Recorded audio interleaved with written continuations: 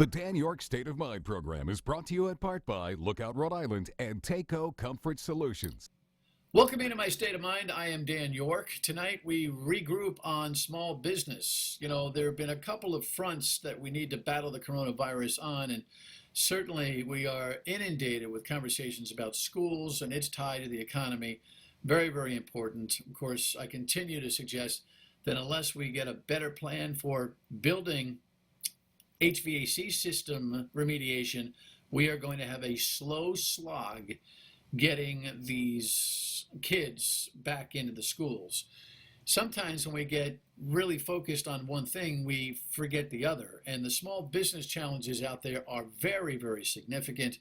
Lieutenant Governor Dan McKee has written a letter this week to Governor Raimondo asking her to free up the already program that she's established for $50 million into the small business economy. We'll talk in detail about that tonight.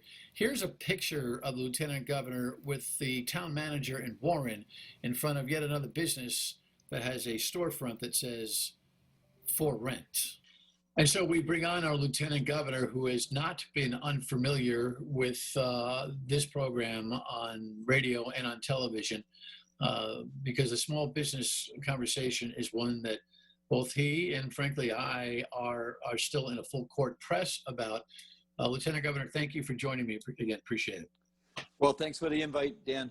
The picture that we're showing is that of you visiting the Warren town manager standing in front of a small business with a for rent sign.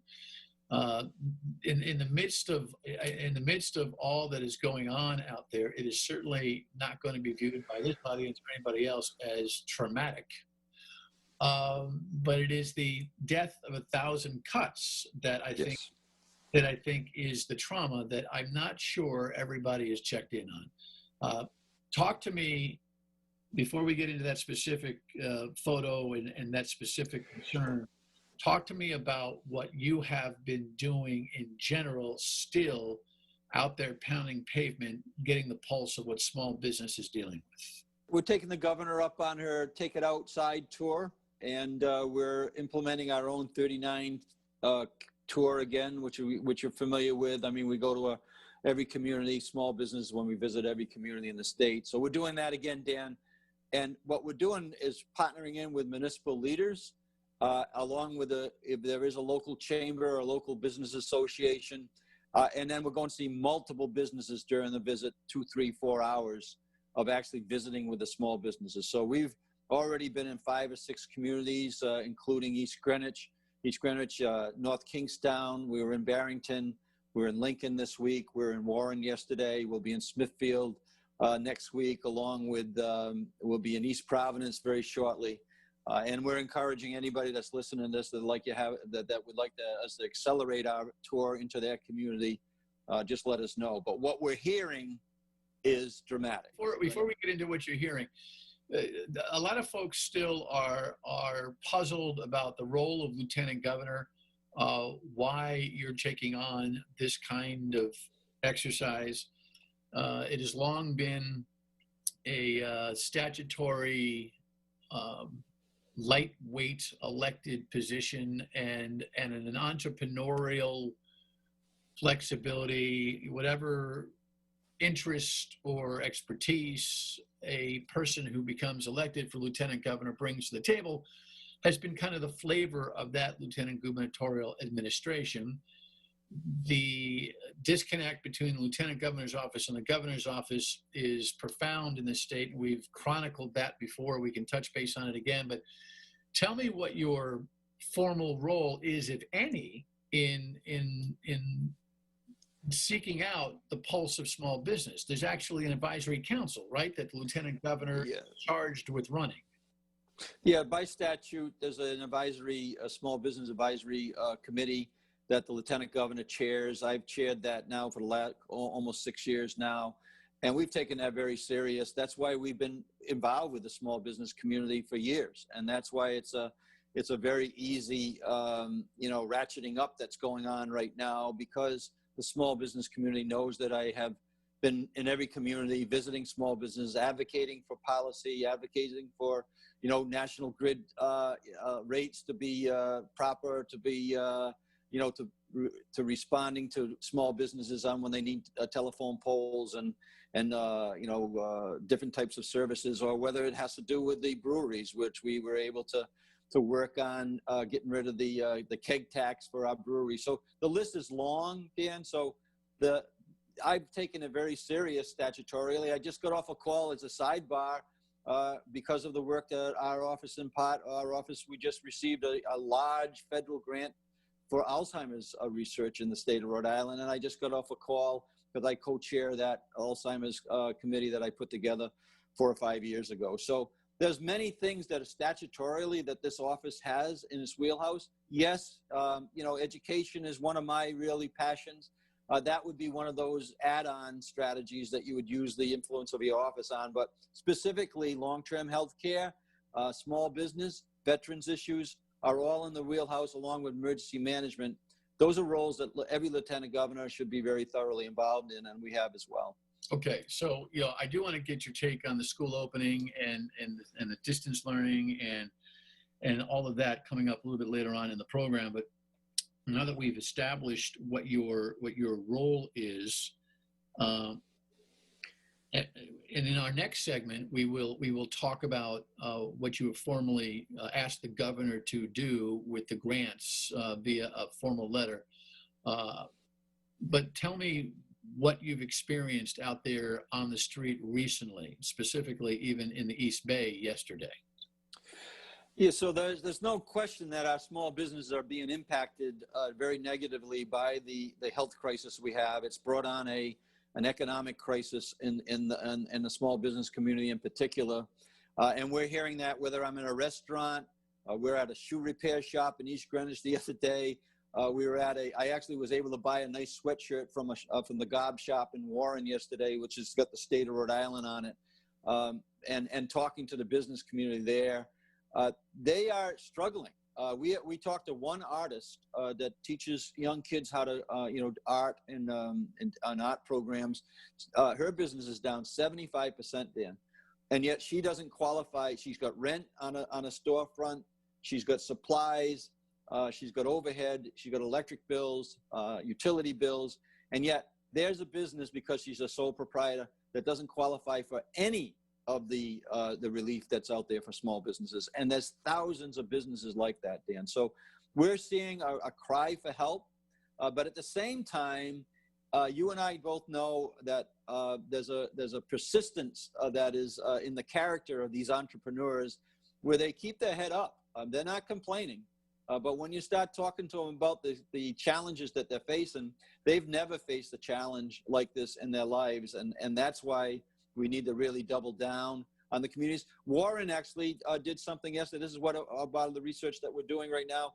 The town council in Warren has given a 25% discount on the liquor license renewals in the town of Warren, which doesn't seem like a lot, but to those businesses, that's like a very strong goodwill gesture, and that is going to be remembered.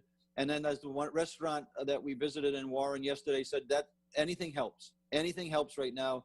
Here's a business that opened up a year ago and has taken a building that was unused in downtown Warren and has created this really good entrepreneurial area where people can go and frequent and added life to the community. And now that community is like, they were so appreciative just to give them 100 masks or just to get, to help them out.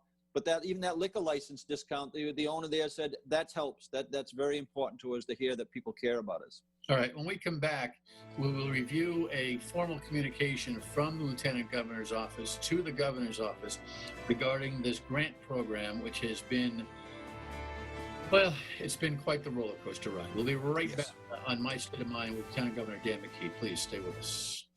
Welcome back to My State of Mind with Lieutenant Governor Dan McKee. Now, look, Governor, we have had multiple shows over the course of this pandemic with the Small Business Coalition that you helped to build, where thousands, months ago signed an electronic petition, delivered that to the governor's office in the hopes that the governor would respond affirmatively to the request for 10% of the COVID money sent by the feds. Congress sent $1.25 billion to Rhode Island. You were looking for $125 million to disperse in grants to infuse some currency through the state. The governor completely ignored that request, even after the petition was dropped at her door. Later, weeks later, she came up with what she designed as an organic idea for a $50 million grant program.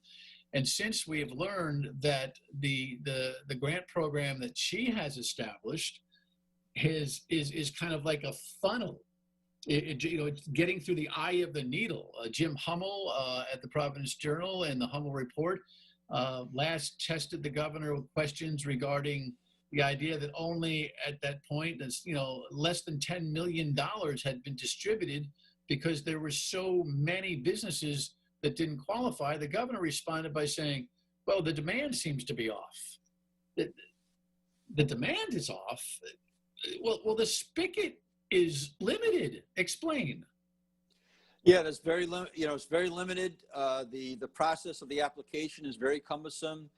Businesses that we're visiting now, one of them told me that it took them and their CPA, their accountant, 8 hours to actually work through the application process. They feel as though they qualify for $25,000. The max is $15,000 on this grant, and they were appropriated $12,500. So even when you go through the 8 hours of work, you show that you qualify for more than the $15,000. Then she gets awarded $12,500, and she was a little frustrated on that. So yes, sole proprietors are not allowed, like I just mentioned on the previous segment. With the person that does the painting classes or a wedding photographer, which you've had on your program recently, they don't qualify. Also, manufacturers. I was with the Rhode Island Manufacturers Association on Monday, and if they don't have at least 50% loss of revenue during the time frame that this application makes the assessment on whether you've lost that revenue, they got to have more than 50% loss of revenue to qualify.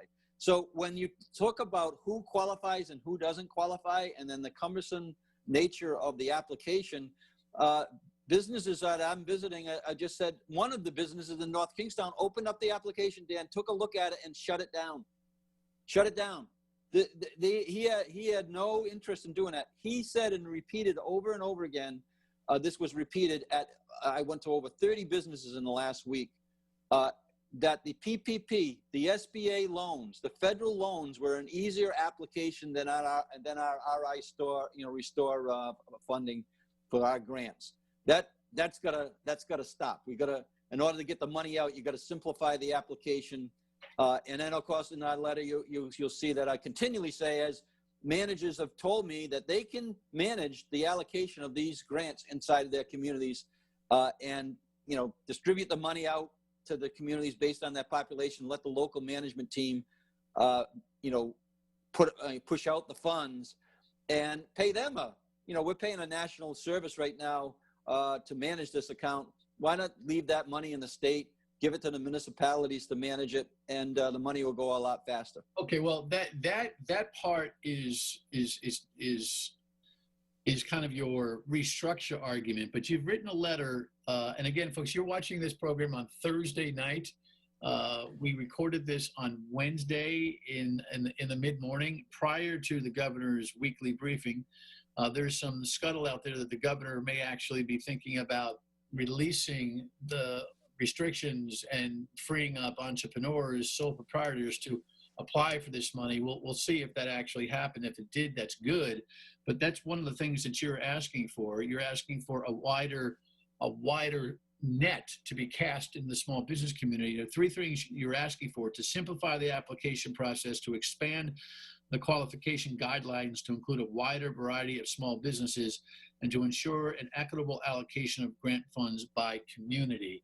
A lot of that reflects what your original formula could have been, even perhaps administered through the small towns, through each of the towns.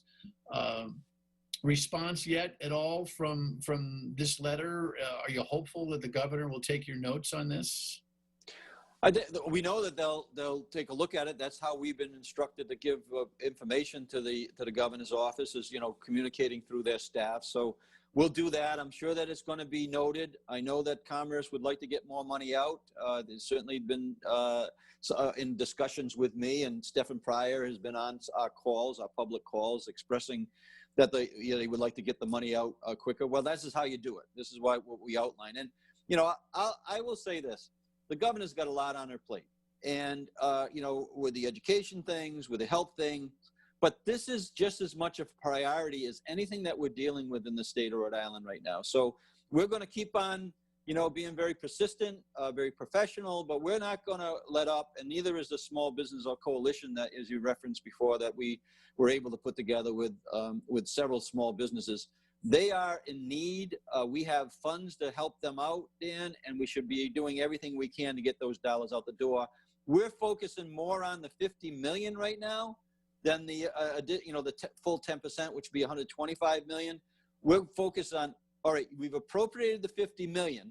That means we want to get it to our small businesses. Otherwise, we wouldn't have appropriated it. Let's do everything we can to get that money out. All right, when we come back, I'm going to test that theory.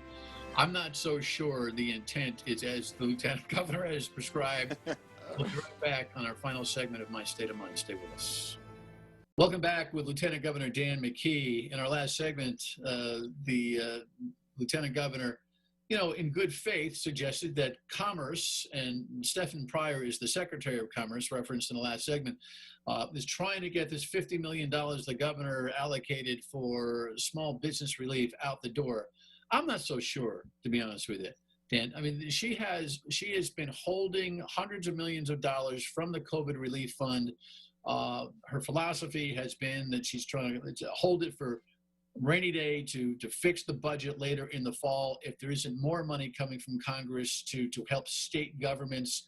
You and I have talked about if you don't infuse the state, you're not going to have taxpayers to save a state government in the long run. We've had that argument, but both with the $50 million for the small business and the $50 million for building improvement for COVID, for HVAC systems so we can get the schools operating, both decisions grab a headline for relief, but the diligence has been paltry. It's been awful. I'm almost thinking that the governor puts up the money and then does what she needs to do to gum up the system so that the money actually isn't used and she can keep more in reserve. Because the evidence is clear. It's taking way too long to distribute the small business grants, and they're way too little anyway. And she never said to the school systems, I got $50 million, give me your list, I'm putting the money in. She's made the school systems pay for their own fixing and then hope for reimbursement out of that fund, which is completely inefficient. So I only have a few minutes here.